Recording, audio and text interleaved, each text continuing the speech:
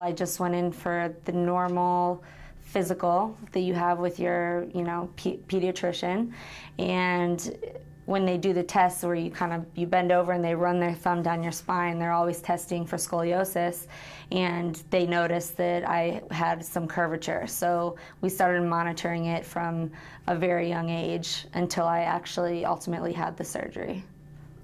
He immediately was able to inform us about scoliosis and what all the options were. We were hoping the brace would hold it off as I was growing until I was fully grown, and unfortunately it did progress to the point where I needed to have the full back surgery for it. And he was willing to fuse only my thoracic spine opposed to the lumbar as well, so that I could maintain flexibility in that area for Taekwondo.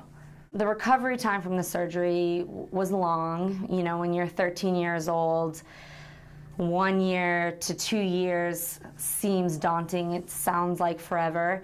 And at the time, I was competing nationally and internationally in Olympic Taekwondo, so that was my passion.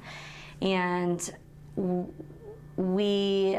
so my main concern was how long would the recovery time be. The process of recovery was difficult initially. Even just getting out of bed, you have to learn how to maneuver your body in new ways, because you can no longer bend your spine.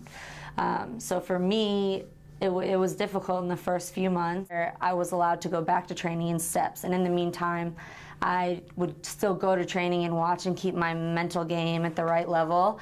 And we'd go, within 6 months he'd say, okay, you can run, and then a year, now you can kick.